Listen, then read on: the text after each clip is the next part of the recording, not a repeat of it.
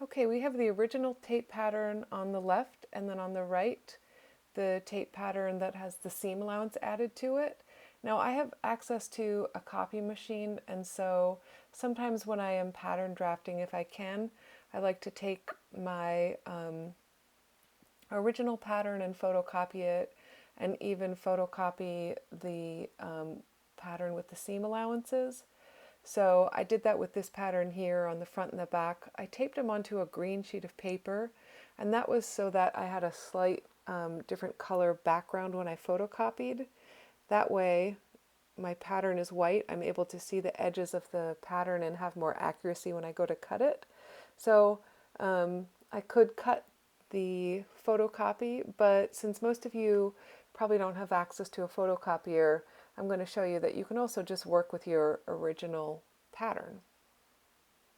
So I've been thinking about how these pieces are going to be assembled together and which two pieces should be the first to connect, which should be the second, and which should be the last. I think that I'm going to connect the front and the back of the shoe together, so basically the top half. And what I'm doing now is folding along that seam allowance so that I can get a little bit of flexibility in the form. It still doesn't want to fully round because there's excess material there. And so what I'm going to start to do now is take my scissors and create these little V notches along the seam allowance, not cutting beyond the seam allowance. And that's going to help that shape curve and also keep those tabs so that there is a place for glue to hold them together and anchor that curve into place. Now, some of you might want to try this, but it's not a necessary step, but you can take some kind of a tough but dull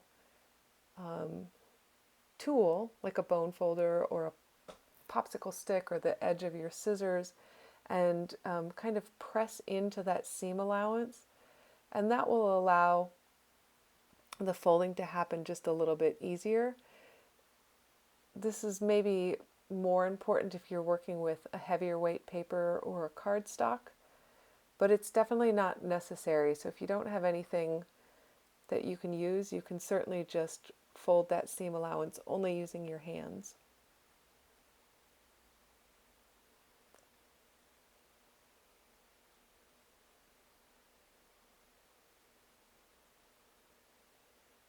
Okay, and once I figured out that I think I have all the pieces folded and ready to go, I can start taping it together. Again, this is just my mock-up and this is my original pattern, so I don't want to glue it together because I want to be able to take this apart if everything is working good for me and utilize that as my pattern for tracing. Taping this together also allows there to be a little flexibility. If something isn't quite working, I can essentially undo or erase a step that I've done by just undoing the tape, which would be next to impossible to do if I were working with glue. So I have the front and the back together, and now I've decided that the edging of the sole of the shoe, the kind of rubber that comes up around the side, is the next best thing to tape. So I'm lining up all those markings that I've indicated. And so far at the front, everything looks like it's lining up really good. So I'm having good luck with that.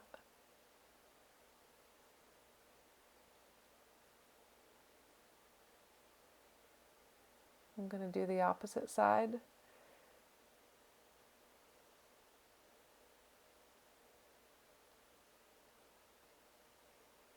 So as I'm working, I'm noticing that those back notches aren't lining up, and that just means that one of the pieces is a little too long.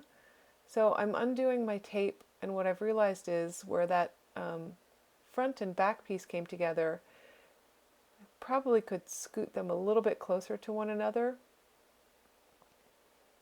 to make the circumference a little smaller, and that allowed those lines to come closer together. So I fixed that, but now I'm discovering that I have another little issue, which is that when I lay that strip flat, it doesn't want to curl up around. And so I'm trying to figure out a way that I can work with that. And what I'm going to do is just cut another little notch, and that'll allow that piece to have a little more flexibility to it. I will eventually go back and put a little piece of tape under there that will become a permanent addition to this pattern piece. It's just adding that teeny, teeny, teeny little sliver, but that's all that it needed to make the shape that I needed it to make.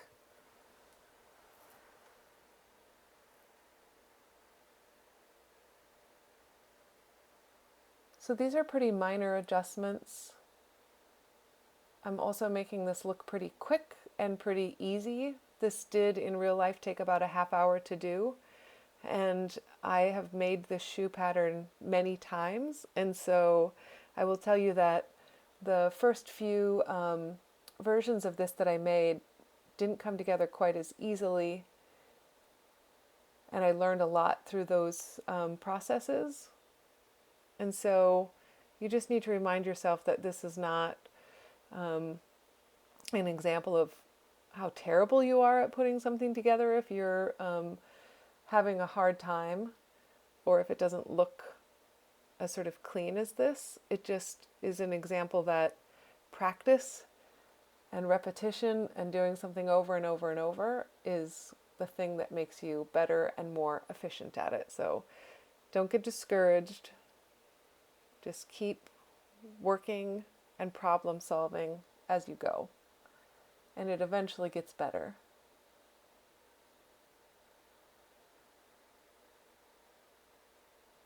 So putting the bottom on the shoe is when I wish I did have a slightly larger shoe as opposed to the child's shoe to work with. It's difficult to get my hand inside of there to tape everything up.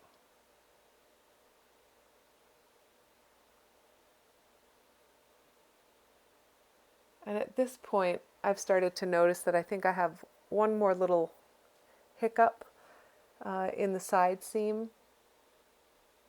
It kind of wants to buckle out. And so as opposed to the other one where I was maybe going to cut a notch to open it up, I'm eventually going to come back and you'll see that I'm going to make a little slit, and I'm going to overlap those two sheets of paper to make it just a little bit smaller and more snug. But what I've decided is that I'm going to finish taping the rest of the sole of the shoe onto the side to get a good feel of how big of a gap or a pucker that is. So right there in between those two pieces of tape is where that issue is.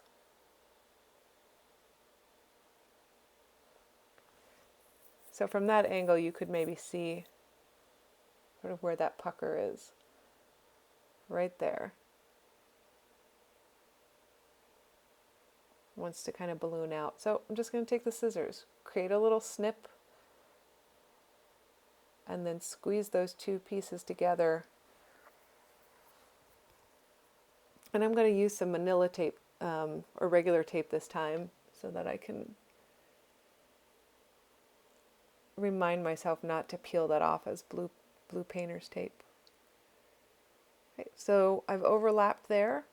That becomes now a permanent change in the pattern. It's pretty minor, but it's going to have a big effect when I go to replicate this in a different material.